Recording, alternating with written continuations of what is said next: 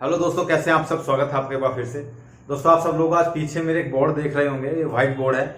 और मैंने आप सब लोगों को बताया था कि मैं मौलविदी आपको पढ़ाऊंगा। इसी की वजह से आपकी मौलविदी लेट हुई है। इसी की वजह से ये मुझे जल्दी डिलीवर नहीं हुआ। मुझे लगा कि जल्दी डिलीवर हो जाएगा तो मैं आप सब लोगों को मौलविदी आपकी स्टार्ट कर दूंगा, लेकिन ये मुझे डिलीवर नहीं हुआ, तो इसलिए आपकी मौलविदी लेट हो गई। लेकिन आप चिंता करने की बात नहीं है, ये आ गया है, मैंने पेस्ट कर दिया है दीवार पर। और ये इसलिए मैंने मंगाया क्योंकि मुझे दीवार पे कीले गाड़ना पसंद नहीं है, तो इसलिए मैंने बोर्ड वाला नहीं मंगाया। वो नहीं लिया, हालांकि वो मुझे मिल जाता यहीं पे पास में, लेकिन वो मैंने नहीं लिया, मैंने पेस्ट वाला लिया है। ठीक है, तो अब जो भी चीजें मुझे आपको बतानी होंगी बहुत ईजिली तरीके से मैं आप सब लोगों को समझा सकता हूँ। आपकी मौलविदी अब बहुत जल्द स्टार्ट हो जाएगी। ठीक है, लेकिन उससे पहले जो लोग बिल्कुल नए हैं और यूपीएसआई की तैयारी करना चाहते हैं, उन लोगों के लिए मैं बता दूं कि आपका जो एग्जाम पैटर्न है उसको समझना बहुत इंपॉर्टेंट है आप सब लोगों के लिए। जब तक आप उसको नहीं समझेंगे, आपको नहीं पता कि आप कैसे तैयारी करने वाले हैं, क्या चीज पढ़ने वाले हैं। ठीक है, तो ऐसे बहुत सारे क्वेश्चनों की भरमार है मेरे पास कि सर हमें एग्जाम पैटर्न क्या है, उसका सिलेबस क्या है। बहुत लोग तो कंफ्यूजन में है कि उसमें नेगेटिव मार्किंग होती है कि नहीं होती, उसमें पैट चाहिए कि नहीं चाहिए। बहुत सारे लोग ऐसे हैं जिनको नहीं पता है।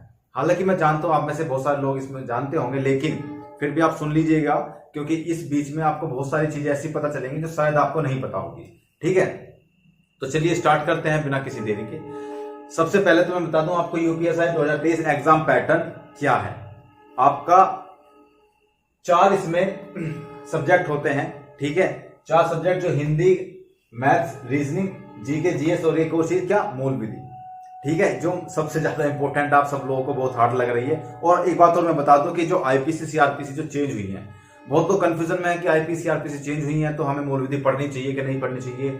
देखिए, आईपीसी सीआरपीसी अभी केवल बिल पास हुआ है, अभी बहुत टाइम लगने वाला है उसको कानून बनने में। ठीक है, लेकिन फिर भी आप अभी आईपीसी सीआरपीसी मत पढ़ो।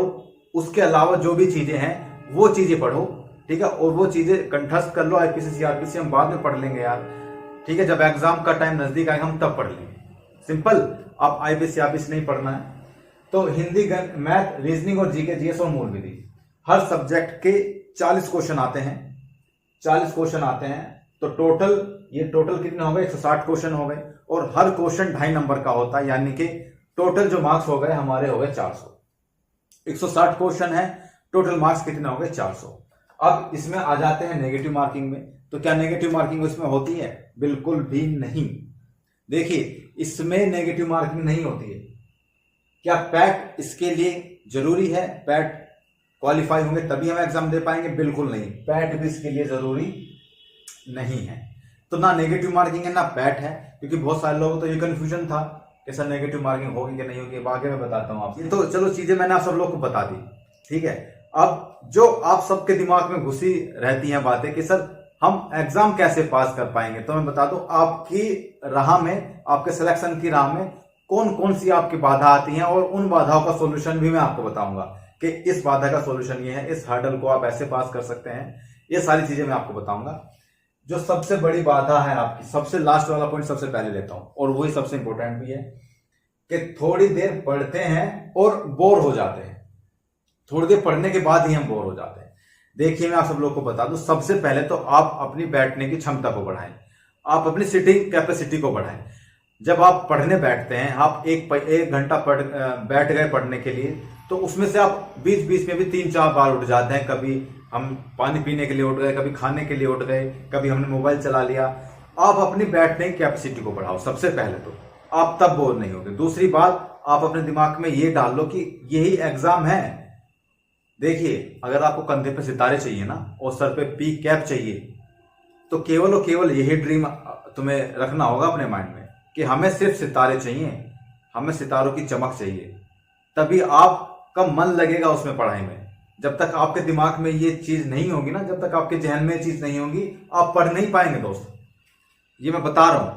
तो सबसे पहले अपनी सिटिंग कैपेसिटी को बढ़ाइए, धीरे धीरे इंप्रूव कीजिए। मैं ये नहीं कह रहा कि आप एक बार बैठ के 10 घंटे तक मत उठिए, 5 घंटे तक मत उठिए, मैं ये नहीं कह रहा हूं। मैं ये कह रहा हूं कि अगर आप आधा घंटा बैठने की कैपेसिटी है तो नेक्स्ट डे आप 45 मिनट बैठने की कैपेसिटी रखो। चाहे आप कुछ मत पढ़ो, आपके सामने बुक रखिए, आप बैठने की कैपेसिटी तो बनाओ पहले, फिर तो बुक पे ध्यान अपने आप चले जाएगा।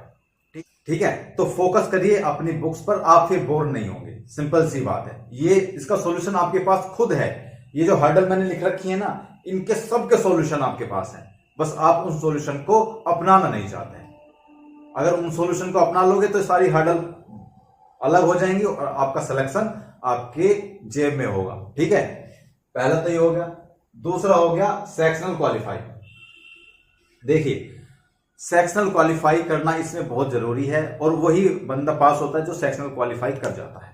2017 में जब हमने एग्जाम दिया था तो उस टाइम पे 50% सेक्शनल क्वालिफाई था। यानी कि सेक्शनल क्वालिफाई का मतलब यह है कि हर सब्जेक्ट में आपको 50% लाने अनिवार्य हैं, उसके बाद ही आगे की कॉपी आपकी चेक होगी। ठीक है, तो इसका यह मतलब होता है। तो सेक्शनल क्वालिफाई 50% था हमारे टाइम पे, लेकिन जब 2021 की वैकेंसी आई तो उस टाइम पे सेक्शनल क्वालिफाई 35% कर दिया गया। अब आपके दिमाग में आएगा कि सर 35% क्यों कर दिया गया, ऐसी क्या मजबूरी आ गई बोर्ड के सामने। देखिए, 2017 में जब वैकेंसी निकली थी 3300 वैकेंसी निकली थी, तो उन 3300 वैकेंसी को वो पूरा नहीं कर पाए थे, पूरा फिल नहीं कर पाए थे। क्यों? क्योंकि पेपर इतना हार्ड था और 50% बच्चे नहीं ला पाए थे हर सेक्शन में, तो वो फेल हो जा रहे थे। और मैक्सिमम जो फेल हो रहे थे वो जीके, जीएस और मूल विधि में हो रहे थे। ठीक है, तो फिर बोर्ड ने क्या डिसाइड किया? बोर्ड ने डिसाइड किया कि चलो इसका क्राइटेरिया 35% कर देते हैं, हमारी वैकेंसी खाली नहीं जाएगी। तो हमारे टाइम पे 3300 वैकेंसी थी, लेकिन लगभग 2400 लोग उसमें सिलेक्ट हुए थे, बाकी कोई सिलेक्ट हो ही नहीं पाया उसमें। ठीक है, लेकिन जो 21 वाली वैकेंसी थी सभी सिलेक्ट हो गए थे, इसमें पूरी वैकेंसी भर गई थी क्योंकि क्राइटेरिया 35% करते गया। अब जब आपकी वैकेंसी आएगी तो उसमें भी आपका क्राइटेरिया 35% ही रहेगा। ठीक है, 35% मींस हर सेक्शन में आपको 35% लाने तो अनिवार्य हैं, उसके बाद आपकी मेरिट बनना शुरू होगी। ठीक है, बाधा में यह हो गया आपका। दूसरी होगी मूल विधि और जीके। सबसे ज्यादा बच्चे जो फेल होते हैं वो मूल विधि और जीके में ही होते हैं। ये बात नोट कर लो, लिख लो। और मैं बता रहा हूं कि जब आपकी वैकेंसी आएगी तो उसका भी रिजल्ट देख लेना। आप पिछले कोई भी रिजल्ट देख लो, सब में अगर फेल हो रहे हैं मैक्सिमम बच्चे तो वो जीके, जीएस और मूल विधि में ही हो रहे हैं। तो जीके, जीएस और मूल विधि आपको बहुत स्ट्रॉन्ग करनी है। मूल विधि में आपको पढ़ाऊंगा, बहुत जल्दी वो स्टार्ट करने वाला हूं। जीके, जीएस की मैंने वीडियो बना रखी कि आपको जीके, जीएस नहीं अगर समझ में आता है, नहीं याद हो रहा तो उसको कैसे याद करें, वो जाके वीडियो आप सब लोग देख सकते हो। तीसरी बात आ जाती है मैथ्स। मैथ्स भी हमारी बहुत वीक है। सर हम क्या करें, मैथ्स हमें समझ में नहीं आता है। अरे भाई, मैथ तो समझ में आएगा ही नहीं जब आप उसकी प्रैक्टिस नहीं करते। देखो, मैं थोड़ा कड़वा बोल सकता हूं दोस्तों, मैं थोड़ा कड़वा बोल सकता हूं, लेकिन सच्चाई बोलूंगा, वही जो आपके ऊपर एप्लीकेबल हो रहा है। और मुझे बताइए कि क्या आप बहुत अच्छे से प्रैक्टिस करते हैं मैथ की? जिसका मैथ वीक है, जिसका स्ट्रॉन्ग है, मैं उसकी बात नहीं कर रहा हूं। जिसका मैथ वीक है, अब आप ये मत कहिएगा कि मैंने 12th में मैथ नहीं ली थी, मेरा सब्जेक्ट 12th में मैथ नहीं था। कोई फर्क नहीं पड़ता है। अगर आपके पास एक्सेप्ट जो पावर होती है ना, कैच करने की जो पावर होती है, अगर आपके पास वो बेहतरीन है तो आपने चाहे पढ़ा हो या ना पढ़ा हो, उससे कोई फर्क नहीं पड़ता है। बीटेक करने वाले लोग 2 साल में आईएएस निकाल लेते हैं। बीटेक टेक्नोलॉजी का होता है पूरा का पूरा सिलेबस अलग होता है आईएएस का, 2-3 साल में वो निकाल लेते हैं। तो आप भी तो निकाल सकते हो यार। इससे कोई फर्क नहीं पड़ता कि आपका बैकग्राउंड कैसा है कैसा नहीं है, आपके 12th में एग्जाम कैसे हैं कैसे नहीं है, तो 12th में क्या सिलेबस था आपको, उससे कोई फर्क नहीं पड़ता यार।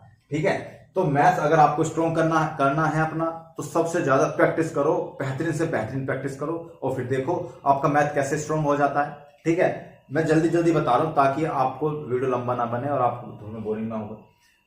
क्वेश्चन का लेवल सबसे जो इंपॉर्टेंट है वो क्वेश्चन का लेवल। क्वेश्चन का लेवल कैसा आता है मैं बता रहा हूं कि क्वेश्चन का लेवल ऐसा नहीं है, हलवा नहीं है, यूपीएसआई हलवा नहीं है। फिर से बता रहा हूं, अगर आपको इसमें सिलेक्शन लेना है तो बेहतरीन तरीके से पढ़ना होगा दोस्त। ये मैं पहले बता रहा हूं और ये कोई डरा नहीं रहा हूं, मैं बता रहा हूं आपको सच्चाई, ताकि आप अपने आप को पहले से प्रिपेयर कर लें। ठीक है, तो जो क्वेश्चन का जो लेवल आता है ना वो अच्छे तरीके से आता है। आप ये मत सोचो कि हमने ऐसे ही रफली ऊपर से पढ़ लिया और हम जाके एग्जाम दे आएंगे और हम पास हो जाएंगे, नहीं।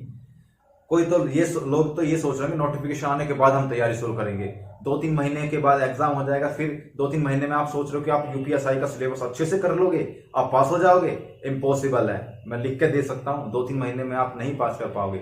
अगर आपको पास करना है यूपीएसआई का एग्जाम तो अभी से पढ़ना स्टार्ट करना होगा और अभी से वो तैयारी करनी शुरू करनी पड़ेगी आप सब लोगों को, अगर सिलेक्शन लेना है अगर आपको। तो अगर नौकरी चाहिए, सरकारी नौकरी चाहिए, ठीक है। और दरोगा की क्या पावर होती है, देखिए दरोगा की क्या पावर होती है ये मुझे बताने की जरूरत नहीं है। आप सब लोग अपने आसपास देखते होंगे, जब कंधे पे 2 सितारे होते हैं ना, नीचे बुलेट होती है, साइड में पिस्टल लगी होती है, तो सबकी निगाह टिक जाती है उस बंदे पर। ठीक है, तो आप तो अभी यंग एज में हो, अगर यंग एज में ऐसा ही बनोगे तो बहुत बेहतर। मैं बस बयान नहीं कर पाऊंगा आप सब लोग की पर्सनैलिटी, आपकी लुकिंग कैसी होगी। वर्दी में तो सभी लोग सुंदर लगते हैं यार। ठीक है, तो ये सारी चीजें मैंने आप सब लोगों को बता दी, और यही चीजें जो भी बिगनर हैं उन सब लोगों के लिए इंपॉर्टेंट है। तो मिलते हैं अगली वीडियो में, बने रहिएगा हमारे साथ। बहुत सारी इंफॉर्मेशन आपको एसआई से रिलेटेड मिलने वाली है, बहुत सारा सही डायरेक्शन, सही मोटिवेशन और सही बुक्स, सही नोट्स, वो सारी चीजें आपको मिलने वाली। तो मिलते रहे अगली वीडियो में, तब तक के लिए जय।